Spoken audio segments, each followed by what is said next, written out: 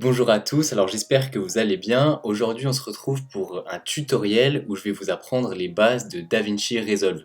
Parce que c'est vrai que c'est un peu le meilleur logiciel d'étalonnage pour les vidéastes, mais pourtant il n'est pas très facile à comprendre, surtout quand on débute.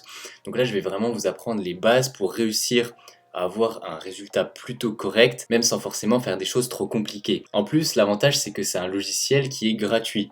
Donc c'est parfait pour les débutants également, mais souvent quand on débute et qu'on arrive sur le logiciel, ça fait un peu peur parce qu'on a l'impression de rien comprendre. Donc aujourd'hui je vais vous apprendre à passer de ce plan à celui-ci de la manière la plus simple possible.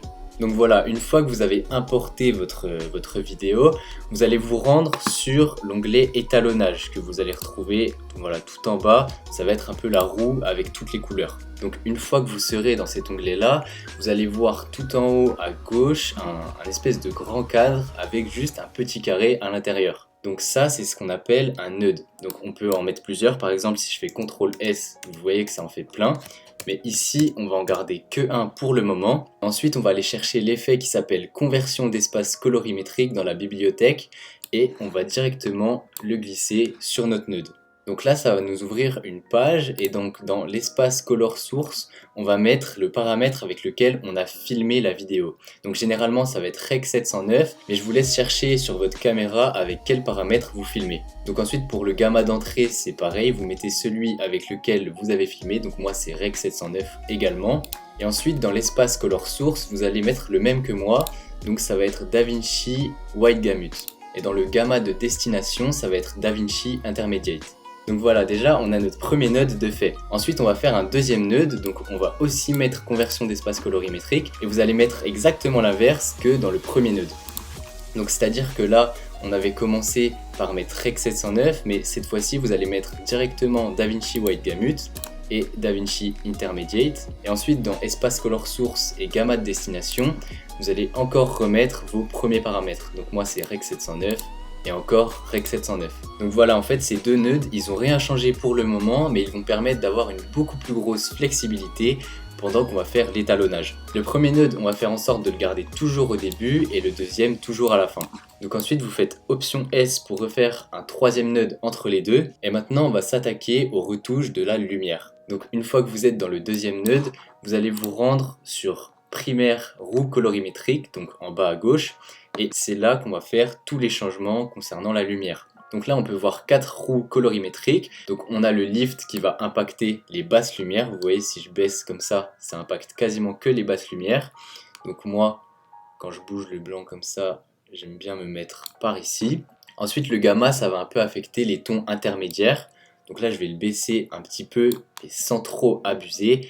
Et ensuite dans le gain, ça va infecter que les hautes lumières. Donc là je pense qu'il faut baisser encore un peu. Peut-être que je vais remonter un peu le gamma. Et voilà, là pour moi on est bon. Donc déjà si on regarde la différence avec juste avant, ça fait beaucoup plus propre.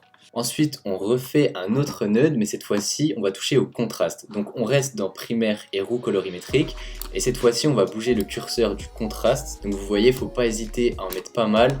Vous pouvez aussi toucher un petit peu au pivot, mais je vous conseille de pas trop le bouger. Et ensuite vous pouvez faire pareil pour le mid détail, mais je vous conseille de pas trop y toucher non plus. Donc voilà, là on est plutôt pas mal. Comme on peut le voir, l'image elle a beaucoup plus de caractère qu'avant. Si je vous montre l'avant-après, ça fait comme ça. Ensuite, on va venir régler la luminosité globale de notre image. Donc pour ça, on va aller dans les roues HDR cette fois-ci. Et ensuite, on va toucher à l'exposition de la roue globale. Donc c'est juste là. Et moi, je vais le monter un tout petit peu. Et donc l'avantage de ce curseur, c'est qu'il va permettre d'augmenter la luminosité en restant assez doux. Ensuite, on va refaire un cinquième nœud, mais cette fois-ci, ça va être pour moi le plus important, puisqu'on va lui appliquer l'effet adaptation chromatique, et dans illuminance source avec le type d'illuminant, vous allez mettre température de la couleur. Ça va vous permettre de faire la balance des blancs. Donc voilà, je vous laisse gérer un peu comme vous voulez. Le but c'est d'avoir l'image la plus neutre possible. Donc voilà, là je pense que mon image elle est plutôt pas mal, on va pouvoir passer au nœud suivant. Donc une fois qu'on a fait un peu toutes les retouches de base, on va s'attaquer aux couleurs. Donc on va se rendre dans Color Slice. C'est l'onglet juste ici avec la goutte d'eau et on va jouer sur la saturation. Donc vous voyez, je vais le monter un petit peu sans trop abuser, sinon ça fait quelque chose comme ça. Donc moi je vous dirais de le mettre entre 1.10 et 1.30. L'avantage de ce curseur, c'est qu'il va être beaucoup plus doux que si vous aviez fait la saturation dans l'onglet roue colorimétrique, donc par exemple là si je vous montre, la saturation elle est à 50, mais dès que je commence à monter, ça fait quelque chose de catastrophique. Ensuite on va faire un 7e nœud pour cette fois-ci enlever certaines couleurs, donc on retourne dans Color Slice et vous allez regarder dans votre image les couleurs qui vous gênent un peu et qui captent un peu l'attention alors que vous ne le voulez pas. Donc moi je remarque qu'il y a du vert que j'aime pas trop, ça prend un peu l'attention de la couleur orange de la moto. Donc on va aller sur vert et ensuite là où il y a la petite goutte d'eau, vous allez tout simplement baisser le curseur pour enlever un petit peu de couleur. Comme on peut le voir, ça va pas du tout enlever la couleur du vert, du coup là vous allez vous dire que c'est un peu bizarre. Mais en réalité c'est parce que le vert qu'on voit sur cette image, l'ordinateur il va un peu plus le voir comme du jaune. Donc c'est pas grave, on va dans les jaunes et on fait exactement la même chose. Et là, comme on peut le voir, j'ai complètement enlevé la couleur verte de l'image. Donc moi j'ai choisi d'enlever la couleur verte, mais vous pouvez choisir d'enlever d'autres couleurs ou simplement de laisser telle quelle. Donc là on a quasiment terminé, mais ce qu'on va faire c'est qu'on va rajouter des masques pour tout simplement capter l'attention vers le sujet. Donc tout d'abord on va refaire un 8e nœud et on va se rendre dans les masques, donc c'est ici, ça s'appelle Power Window, et ensuite vous allez choisir l'outil cercle. Donc vous cliquez dessus et là ça va vous afficher un cercle sur votre image. Donc ce que vous faites c'est que vous l'agrandissez un peu, vous allez faire en sorte qu'il soit à peu près autour de votre sujet. Donc moi je vais le mettre un petit peu comme ça et ensuite vous allez faire en sorte qu'il soit un minimum fondu. Donc pour ça vous avez les points roses juste ici et vous allez les écarter un peu. Donc voilà, là je pense qu'il est plutôt pas mal mon masque. Et maintenant qu'on a le masque, on va se rendre dans les roues colorimétriques, donc en HDR. Et on va faire pareil que tout à l'heure, on va augmenter l'exposition dans les globales. On va faire attention de pas trop abuser, mais c'est pas grave si ça fait trop lumineux au début. Parce qu'ensuite, on va se rendre dans les roues colorimétriques primaires. Et cette fois-ci, on va augmenter le contraste. Donc ça va un peu foncer l'image. Après, vous allez vraiment ajuster comme vous préférez.